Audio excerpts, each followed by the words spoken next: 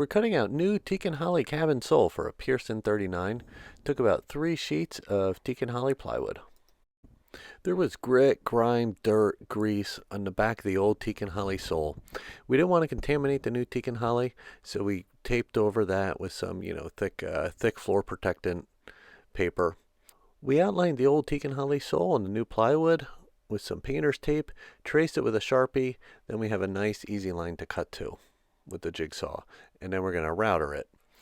The old floor was screwed down, so we drilled where all these screw holes are, and in a couple spots we screwed it down to the new plywood so that we have an exact pattern that's not going to move around on us.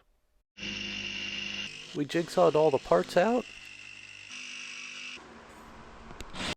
and then we used the old parts as a template to router the new parts.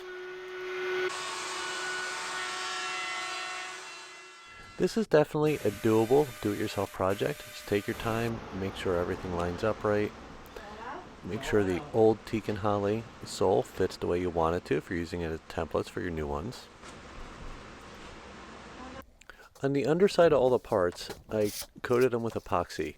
I just used MAS marine epoxy, used the flag resin and the medium hardener. I did about 3 or 4 coats on the end grain, sanded it between coats, and it turned out nice and smooth. And then one coat, one good, thicker coat on the bottom. Worked out really good. If there was any thin spots, I'd go back over and recoat it. Here's all the old cabin sole laid out. This piece here was one that we started to sand down, see how it would come out. Then there was some delamination, some repairs that would have to be made. This was one of the better pieces out of the, out of all the parts. And I talked it over with the owner and decided to use all new Teak and Holly plywood. And man, it turned out really nice in the end. This is the varnish we're using, Epiphanes. I'm not really exactly sure how it's pronounced. It was a Rapid Coat Clear. The first coat took a long time to dry. It took about 24 hours on the teak, and we wiped it down with acetone, followed all the directions for that. I was a little worried something was wrong, but I think it was just the oil in the teak. It was a little slow drying on the first coat. Then the coats after that all dried rather quickly. Some of these pieces here, I think this piece has 4 coats. Some of these have 1 coat. Some don't have any coats yet, but they're all going to end up with 6 or 7 coats. So that worked out really nice. After the first coat, they did dry quickly, about 4 hours. In normal drying conditions, 65, 70 degrees.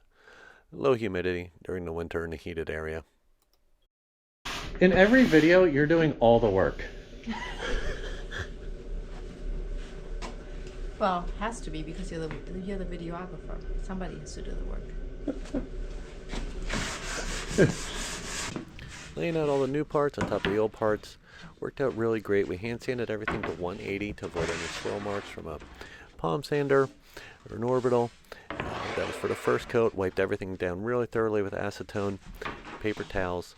Then the Epiphanes rapid coat, so you don't have to sand between coats. We did 2 coats initially, then we sanded to 320 after that, and we wiped everything down with rags.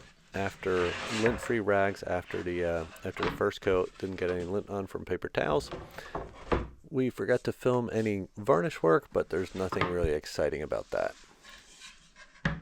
Let's go check out that cabin sole installed. The owner put it in, so we didn't get any video of actually installing it, but let's take a look.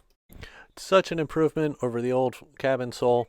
A little bit hard to show all of it. There's some stuff around as the boat's getting set up for sailing.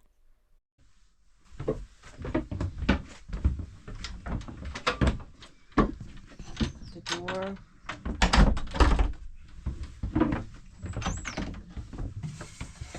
Stairs. This. Yeah. That looks good. That does look good. That actually looks better than I thought it would. Yeah. This is some of the old cabin sole. This is up in the V-berth, and this was less worn out than the main cabin sole. So it's a little bit of an idea of in place what it looked like before the new cabin sole.